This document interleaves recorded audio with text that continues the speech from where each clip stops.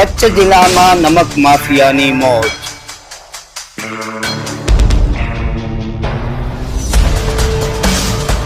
બાબુની બલિહારી કરોડોની સરકારી જમીન પર ગેરકાયદેસર દબાણ કર્યું.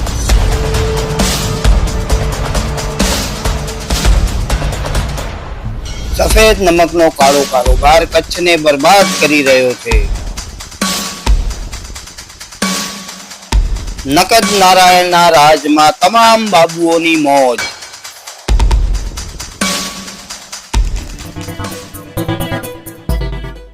નમસ્કાર, આવાજ જનતા કી માંથી હું દત્તેશ વાવસર આપનું સ્વાગત કરું છું.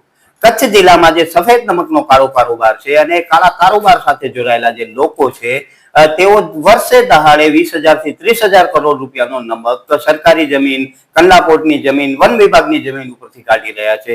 તેની અનેક ફરિયાદો થયેલી છે, તેના અનેક આદેશો પણ તે દબાણો દૂર કરવાના થયેલા છે, પરંતુ એ નમક માફિયા બાબુઓની બોલબાલા એટલી છે કે આ એમની વિરુદ્ધ કોઈ જ કોઈ કાર્યવાહી કરતું નથી. એ મુદ્દા માટે સતત લડતા એવા શિવુભા આપણી સાથે છે. શિવુભા, સ્વાગત છે તમારું.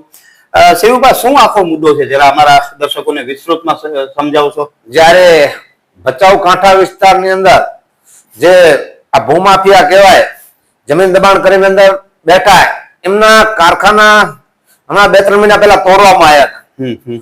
ત્યારે જે નાના નાના ભૂમાફિયા હતા એમને તોડવા તો એમના પડે, બરોબર, પણ જે 32,000 એકરમાં સોમનાથ ને સરસ્વતી બે કારખાના છે, ભાવેશભાઈ ને ભીમાના, ભાવેશ ચાવડા અને બાબુ ભીમાના, એમના કારખાના કેમ નથી તોડવામાં આવ્યા? કારણ કે કેપેટી વાળા કાં તો અધિકારી એમનાથી મલર છે. અમારી જે અરજીઓ જેટલી હતી એ સોમનાથ ને સરસ્વતી ઉપર હતી, અને ભુજ જયારે કલેક્ટર સાહેબ અરોડા સાહેબ હતા તેમને ઓર્ડર કરેલ છે, કાંઠા વિસ્તારનો બચાવનો ઓર્ડર કરેલ છે કે આ કારખાના ખાલી કરવાના, પણ એમને ઘુમરે ચડાવી આજ સુધી ખાલી નથી કરી. અમને એવા બાના દેતા આયા કે પોલીસ પ્રોટેક્શન નથી મળતું, વન વિભાગ વાળાનો ઘડીક માનો દે, મામલતદાર સાહેબે શ્રી રાજપૂત મામલતદાર સાહેબ બચાવ રહ્યા એમને લેખિતમાં આપી દીધું કે આ જમીન ખાલી કરવાનું, અમારામાં ના આવે, કેપીટીમાં આવે, પણ કેપીટી વાળે ખાલી નથી કરી. એનું કારણ શું? કાં તો જે અમુક દાદલાની સાહેબ ને અમુક અધિકારી રહ્યા આમાં પાર્ટનરશીપ હોય, અને કાં તો એમને ખાલી કરવો પડે, કેમ કે બીજાનો ખાલી કરો કારખાના કર્યા, આમનો કેમ નથી કર્યો?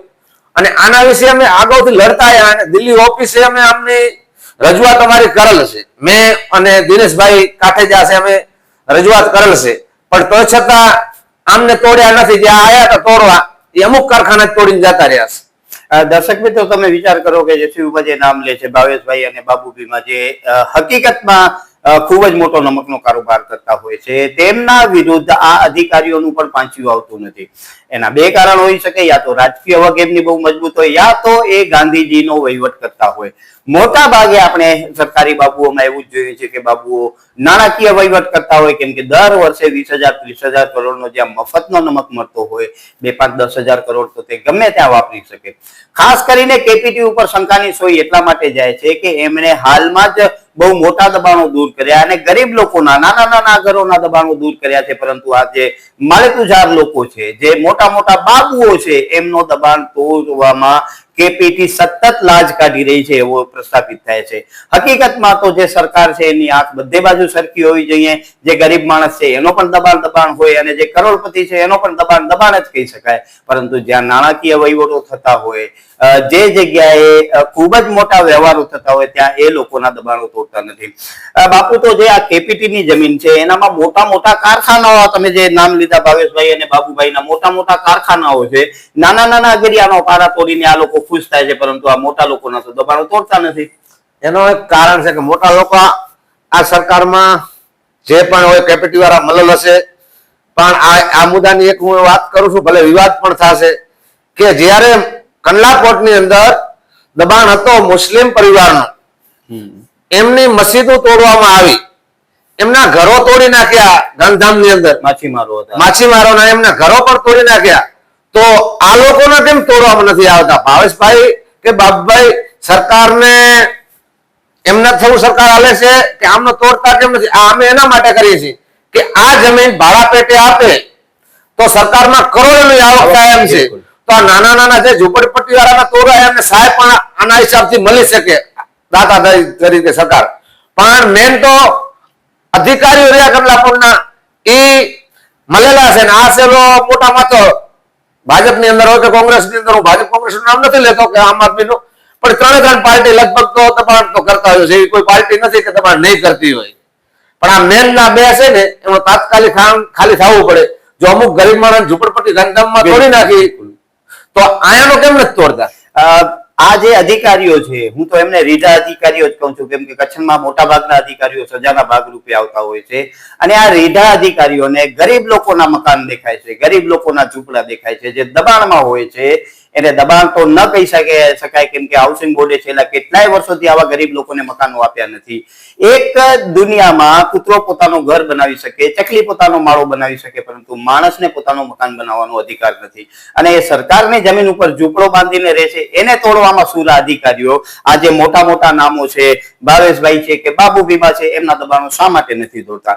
આ લોકોનો રહેવા માટેનો પણ આ ઉપયોગ નથી, આ તો ગેરકાયદેસર કમાણી કરવાનો ઉપયોગ છે. અને તે છતાં જો આ અધિકારીઓ મોઢામાં મગ ભરીને બેઠા હોય તો એ અધિકારીઓ ઉપર પણ શંકાની સોઈ જાય છે.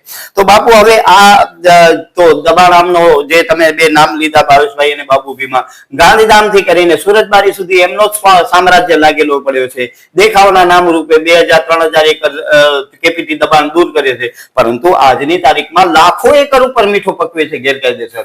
તો શું એ ધણી થઈ ગયા છે ભારતના? એમાં જ્યારે તોડવાનો ચાલુ કર્યો ને, તોડવાનો કારખાના, ત્યારે મારો એક અગાઉ વિડીયો આપેલ છે કે કેપીટીના અધિકારી રહ્યા એ બધા થોડા નાના કારખાના વાળા તોડવામાં આવશે. અને એ દિવસનો વિડીયો હું અત્યારે પણ આપું કે આ બે તોડશે નહીં, કેમ કે કંડલાપોર્ટના અધિકારીના હિસાબે હું સોલિડ જ કહું છું કે એમની જ મેલી ભક્તિ છે. એમની ન હોય તો મારા ઉપર કાર્યવાહી થાય. હું ખુદ કહું, મારા ઉપર કાર્યવાહી કરે. એમને કાંક ને કાંક આમાં મળતો હોય તો જ. અને જયારે પારા તોડ્યા, નાના કારખાનાના પારા તોડ્યા, પણ સાગર મેન પારો આવે તોડવામાં નથી આવ્યો. જે પાણી રોકાણ કરવામાં આવે ને, બિલકુલ, એ આજે ભચાઉ કાંઠાની અંદર તમે જાઓ એટલે મેન પારો તોડવામાં નથી આવ્યો. પછી એનાથી આગળ આવો એટલે ભાવેશભાઈ ચાવડાનો સોમનાથ ને સરસ્વતી ભગવાનના નામ ઉપર કારખાનો રહ્યો, એને પણ તોડવામાં નથી આવ્યો. સામે કરોડોની ફેક્ટરી છે બાબુભાઈ ભીમાભાઈની, એમને લાખો રૂપિયા લીટરના હશે, એવા મારી ખ્યાલથી લાખો રૂપિયા લીટરના હશે, એ પણ તોડવામાં નથી આવી, ગેરકાયદેસર જ છે. એટલે આ સરકારની અંદર આ કોઈ વસ્તુ તોડતા નથી. નાના માણસોના જ્યાં હશે એમના તોડી નાખશે, બાકી મોટાના તો આ 2-3 જણા તોડવામાં જ નથી આવતા. એનું કારણ શું કે આ લોકો મળેલા છે, કલેક્ટરનો ઓર્ડર ને પણ માન્ય નથી રાખ્યો. અરોડા સાહેબે ઓર્ડર કરેલ છે અને અધિકારી આગળ ઓર્ડર છે જ. કંડલાપોર્ટના અધિકારી જીનદયાલના છે. આ તમે જીનદયાલના અધિકારી જે કરે છે ને મેલી ભક્તિ, અધિકારી અને ભાવેશભાઈની મલલ છે આમાં.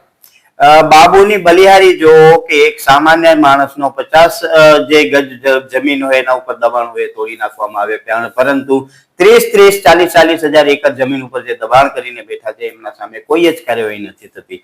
એનો સીધો મતલબ એમ થાય છે કે નકદ નારાયણનું રાજ છે. જ્યાં જ્યાં આ જે મોટા મોટા ભૂમાફિયાઓ છે, નકદ નારાયણ બધી જગ્યાએ આપતા હોય છે, એટલે એમના દબાણો દૂર થતા નથી.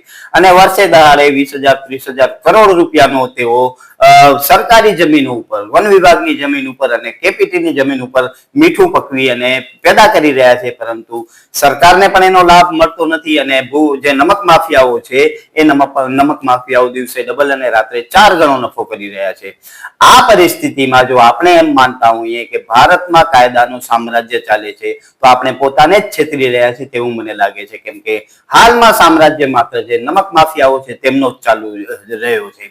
દિવસના ભાગમાં મોટા મોટા દાન દક્ષિણાઓ કરી મોટા મોટા સારા કામો કરતા હોય અને લોકોને ભરમાવતા હોય, પરંતુ હકીકતમાં તેમના ધંધા નમક માફિયા તરીકે છે તેવું આ જે આપણે જોઈએ છે તેના ઉપરથી પ્રસ્થાપિત થાય છે. તેમ છતાં જે તંત્રો છે, કેપીટી નો તંત્ર છે, સરકારી તંત્ર છે, વન વિભાગનો તંત્ર છે, તેઓ કોઈ જ કાર્યવાહી કરતું નથી. અને વધારામાં ખાસ આ લોકોને લાભ થાય એના માટે પણ લગભગ 25,500 એકર જમીન વન વિભાગની જે સેન્ચુરી છે એનામાંથી પણ બાદ કરી દેવામાં આવી.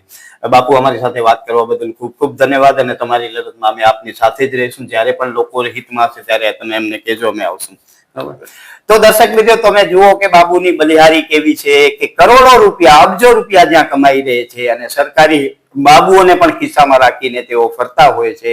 એટલે કચ્છ જિલ્લામાં જે સફેદ નમકનો કાળો કારોબાર છે એટલો ફૂલ્યો ફાલ્યો છે કે એના હપ્તાઓ ભુજથી કરીને ચેટ ગાંધીનગર અને દિલ્હી સુધી જતા હોય છે અને એટલા માટે જ આ લોકોની વિરુદ્ધ કોઈ જ કાર્યવાહી થતી નથી. આપણે વાત તો કરીએ છીએ કે બાબા સાહેબનો સંવિધાન ભારતમાં ચાલે છે, પરંતુ કચ્છ જિલ્લામાં જો એ સંવિધાન મુજબ કાર્યવાહી કરવામાં આવે તો આ જે નમક માફિયાઓ છે એમને જેલના સળિયા જોવા પડે, પરંતુ સરકારી બાબુઓની સાથે મળી અને આ ભૂમાફિયા બાબુઓ કોઈ પણ રીતે પૈસાથી સેટિંગ કરી અને પોતાના કરોડો રૂપિયા રણી રહ્યા છે, પરંતુ સરકારને ખૂબ જ મોટું નુકસાન કરી રહ્યા છે.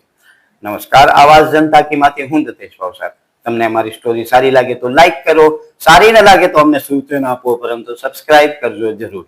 નમસ્કાર.